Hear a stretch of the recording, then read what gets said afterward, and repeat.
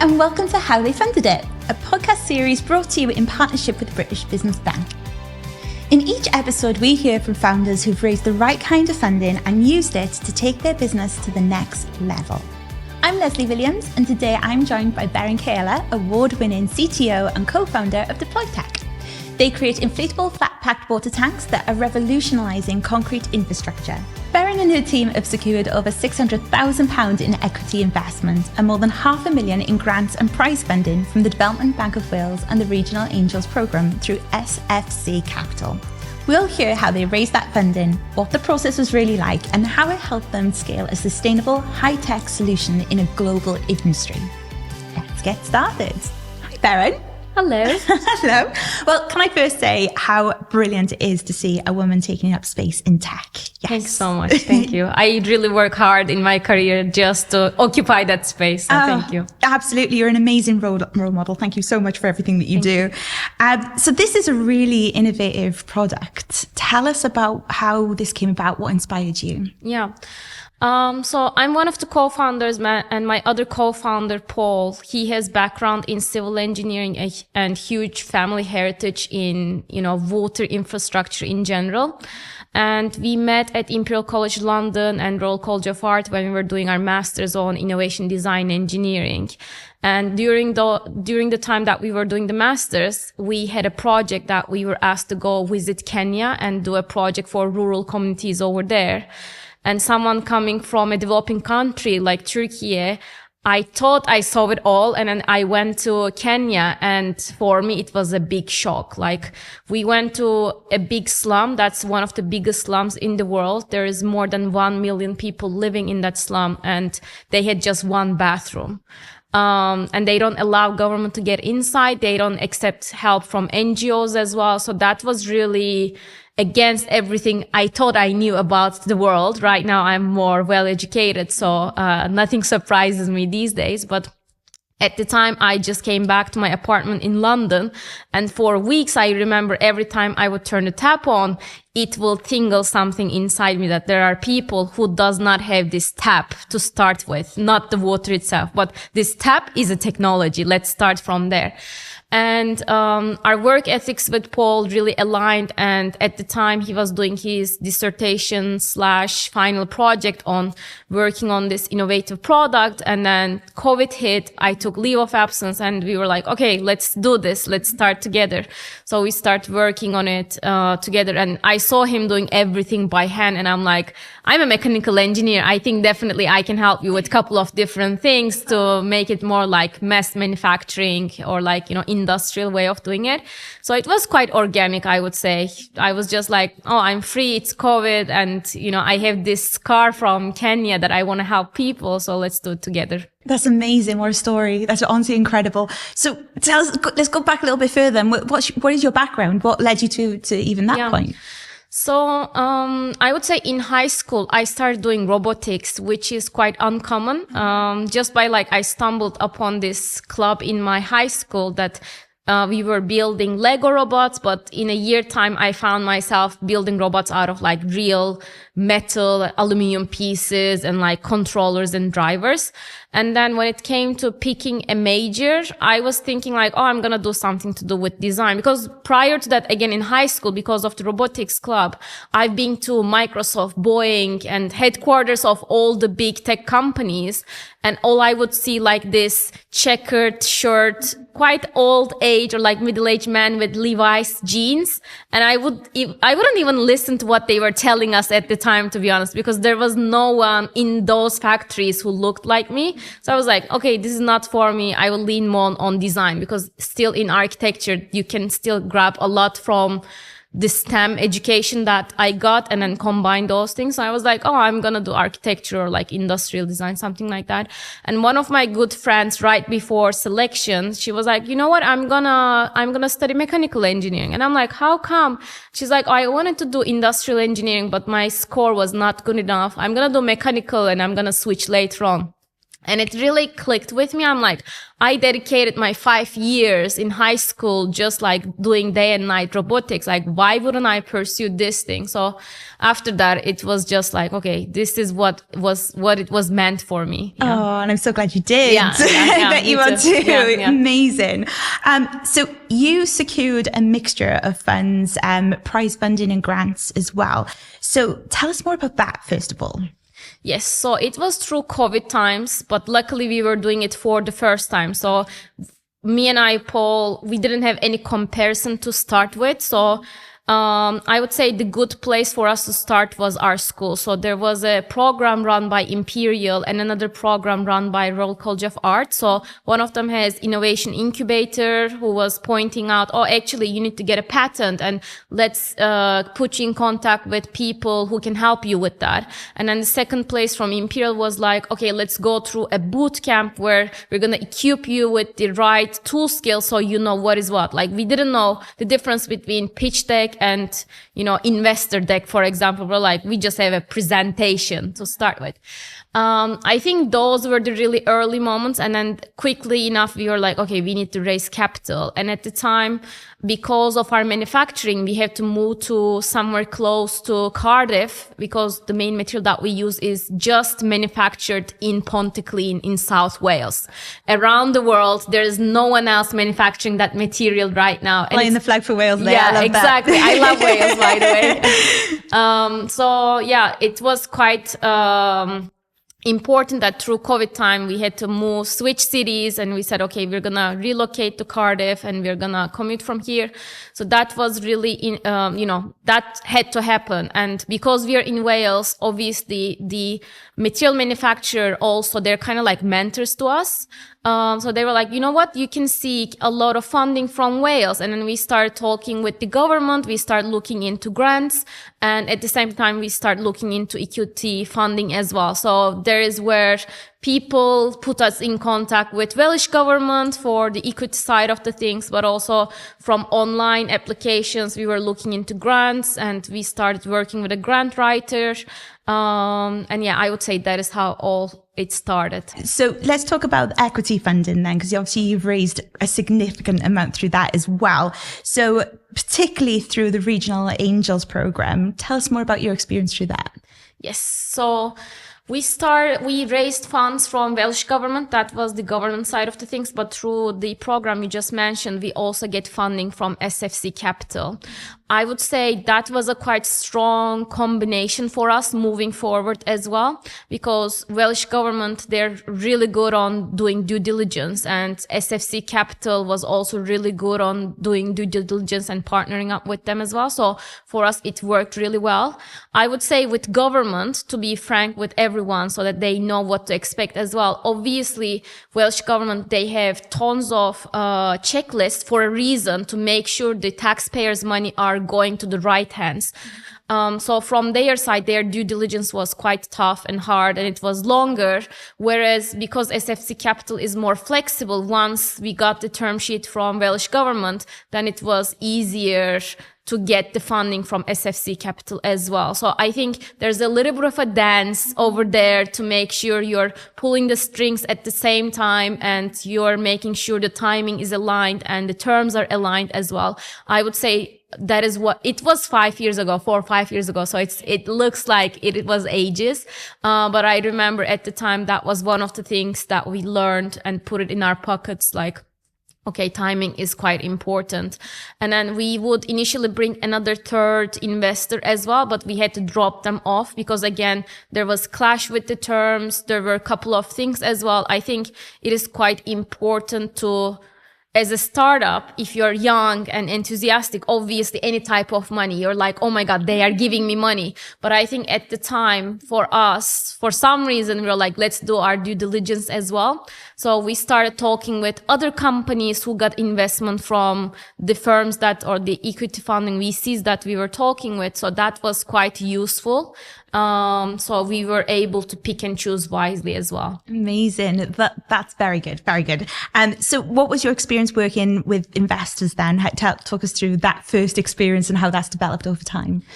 Absolutely. So they say that actually getting an investor is like getting into a marriage agreement type of thing, or like you get into the same bed. So be careful about that. I guess from our perspective, we had to say no to a couple of earlier funding. So I think there needs to be some sort of, you need to have a philosophy behind where you want to receive the investment. If you want investment plus some sort of support, or if you're just looking for the cash, I think it's really custom for the businesses out there. It might be that you're really needing the money as soon as possible and you really don't care about where is it coming from. That's a total different story. In our case, you're like, we want someone who can help us with our further fundraising as well. So we went for the investors who we asked them upfront. We're like, we're going to raise more investment in a couple of years' time. Do you have the funding? Do you have the pot? Do you have the policies? Do you have the mandates that you can support us in our next round as well? So definitely being a little bit of education, doing a little bit on your side. So do your research. It really, really helps. So that was the experience, to be like quite upfront and honest towards each other. And that's why it's important then to have two government banks representing businesses, supporting businesses. Fantastic. Absolutely, yeah. So let's talk about the impact of those funds then. So what was the impact for you, especially in those early days, and how has that developed since?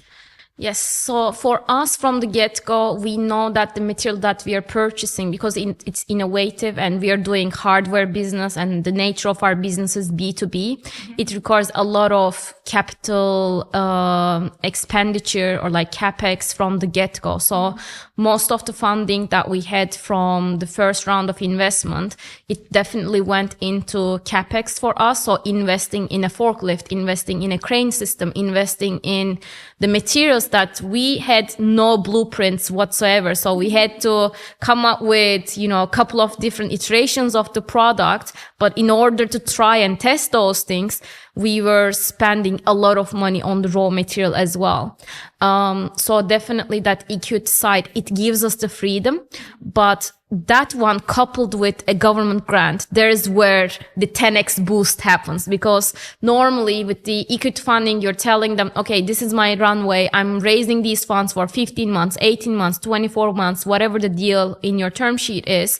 And at the end of it, I will give you these results. So that's like a both way agreement. I'm going to give you the money. You're going to give me the results. Whereas with the grant funding, when you get that boost on top of it, then your risk appetite increases even further. So the things that you wouldn't be able to achieve in 15, 18 or 24 months, with the help of the grant, then you have a little bit more wiggle room to be able to say, okay, I can take these risks, and most of the time, if you know what you're doing, then they pay off as well. So the return of investment all of a sudden multiplies with a bigger factor. So that is quite good. But in comparison, obviously, the things that you can do with the government funding or grant funding is limited. For example, when you're investing in a forklift, you can just receive back the money that you're utilizing it. So there is a calculation for utilization. Whereas with the equity funding, you can literally say, I'm investing in a 10K forklift, whereas you cannot do it with the government funding. So I think there's like nuances that you learn through the way. Yeah. But right now I'm at a point where we are raising the funds. I'm like, we need to couple it with a government grant. That will boost everything. That makes sense. So you said about learning things along the way. Yeah. What was the most significant thing that you feel like you've really learned on this journey? I would say, if I would be starting all over again, knowing what I know right now, probably product market fit is the most important. Sure. Probably I would tattoo it to myself. I would write it in the back of the office, just like in capital words, because every single minute, every single day, every single month that you are not on top of it or you don't nail it, you're just burning cash. Obviously, to a certain extent, it is the nature of the business, because you're like trying to figure things out and you're trying to put everything together. But if that is missing, that is just like a huge loss. Yeah, no, definitely. And as I said, you're a really fantastic role model. We know figures that women are not necessarily as successful as men when raising funds. What's your thoughts around that? Have you got any, what's your experience? Because obviously you have a different experience to that. Yeah, I would say, so I'm the chief technology officer. So day to day, I'm more in charge of manufacturing. That's where my formation is. There's where I got my education starting from even high school.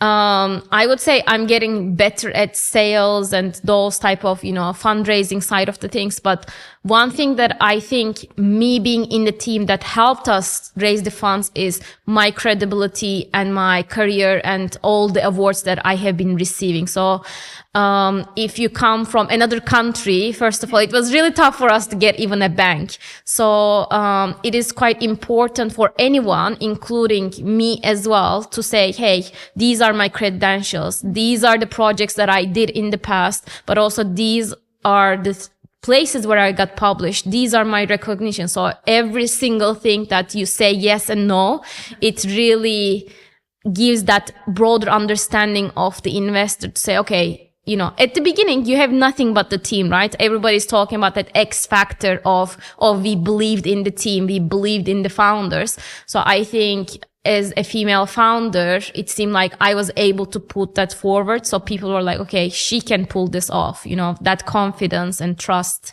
that I can project to other people. And then what about the pitching experience?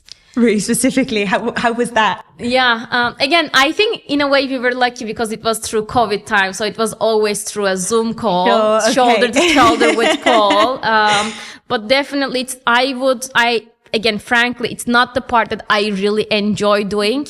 But I don't think anyone does. Yeah, I think I like the adrenaline, and when it's in person, presenting deeply in front of a wider audience. Once I get to present it in a UN conference, which was amazing. But I think if I have the option to pick and choose, definitely I would choose like staying in the office and, heads down, just like solving problems.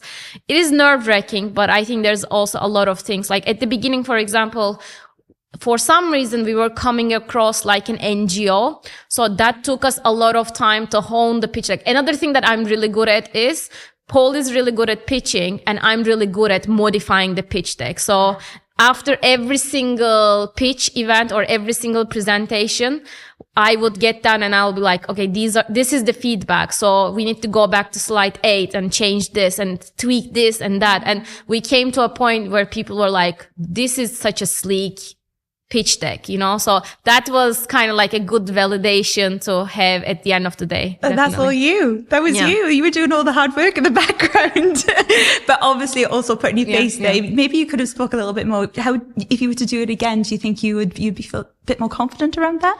Absolutely. I think at the beginning we were quite opposed to putting financials, for example, because again, if you don't have anything and you're starting from scratch and you are asking money from someone, they're obviously expecting, okay, tell me something after 15 months. What is the result? Like they want your word on something. And I guess, again, maybe coming from both of us engineering backgrounds, we were like, we don't want to overpromise something. So that was a challenge at the beginning. But after a while, we noticed, okay, we definitely need to put some financials, even though we are not going to hit them or they're going to be too ambitious or we're going to even maybe exceed them. It's fine. But we just need to show them what is going on in our mind. So definitely, if I were to start it again, I would do it in that way. And then right now, I would say, again, along the way, I learned that let's keep it short and sweet. Like all these people who are investing and looking for the next $1 million idea, they are going through a lot of pitch decks. So every time I'm definitely mindful, like, okay, if I were to review all this stuff, would I really put this? Like I'm on the aesthetic side of it, but also information side of it as well. Sometimes too much information, it overwhelms people and you dilute your message. So I would say I definitely got better along the way, that I'm like, let's just put the necessary information. Like if we were to take this information out, would this slide look empty to me? So I'm aiming for that really sweet and necessary spot right now. Absolutely amazing. So have you got any big proud moments so far, especially on the back of the funds? Yeah, on the funds, I would say right now we secured the lead investment, so we are doing another round. We are doing our proper seed round right now for 1.5 million pounds. So we got 200k already secured, and then we found a lead investor that is going to give us 100k as well. So it's like building up, and with that investment, we are moving to a new site in Cardiff that is bigger for us. And on the back of it, I guess it's like along the way, we pivoted a little bit with our market because of that product market fit. So right now we are going after defense industry. So there are some exciting stuff happening. Even with MOD yesterday, we had an amazing meeting. And then a couple of months ago, we did a big pilot in the US with special forces. So definitely that investment gives us the confidence that to these big players, we can really supply things.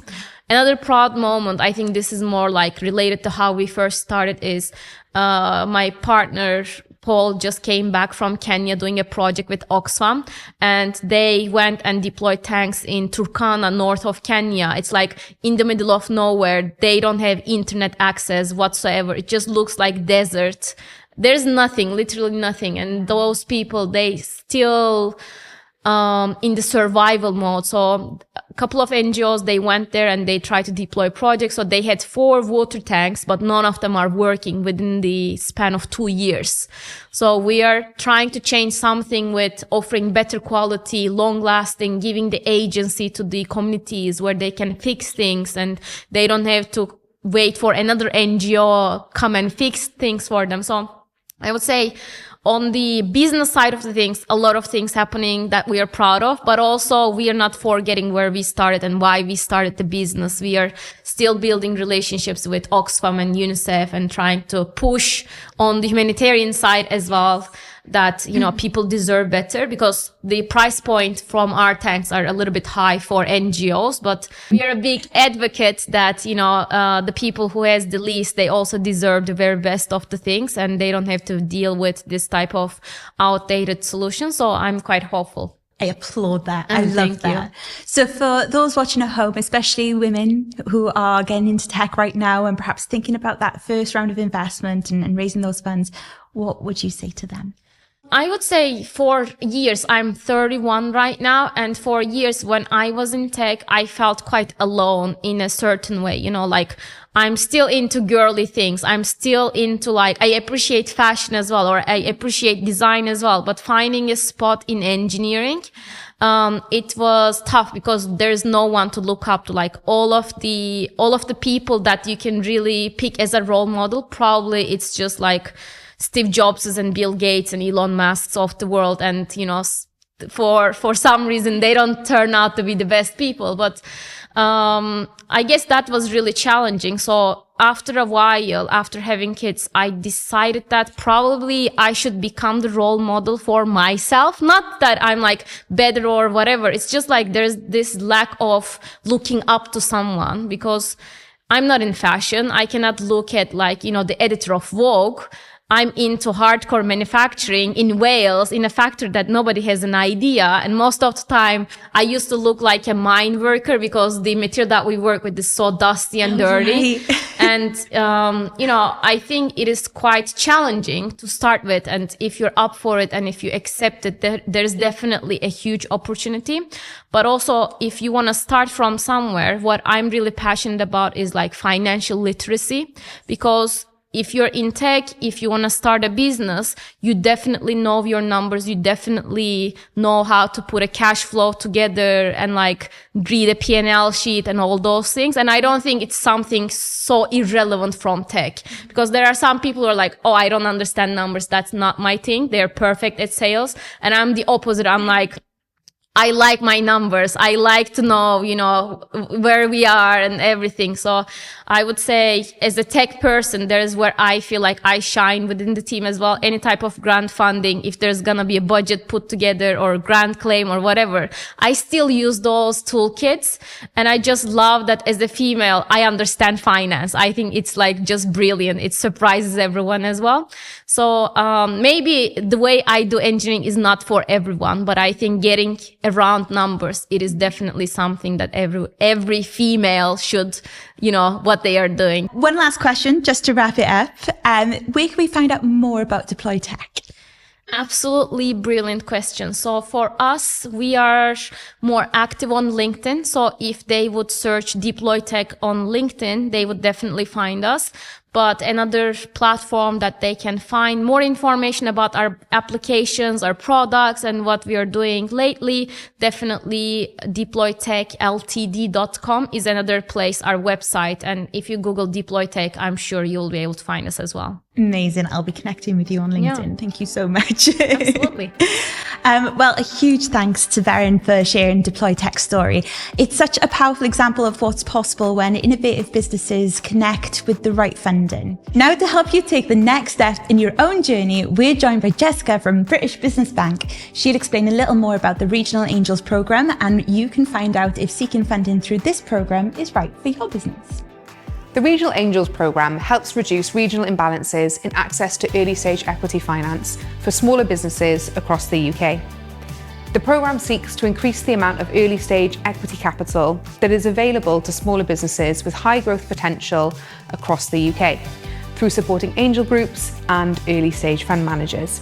The programme has around 20 funders deploying equity capital of up to £5 million into businesses across the UK, with a focus on those outside of London and the South East.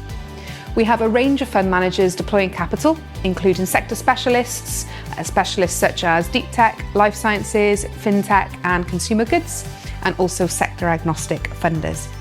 Head over to the British Business Bank website to find out which delivery partners may be relevant to your business. So that's it for this episode of How They Funded It. If you found it useful, give us a follow or share it with someone else who's building something great. Join us next time as we meet another inspiring founder and explore yet another route to funding success.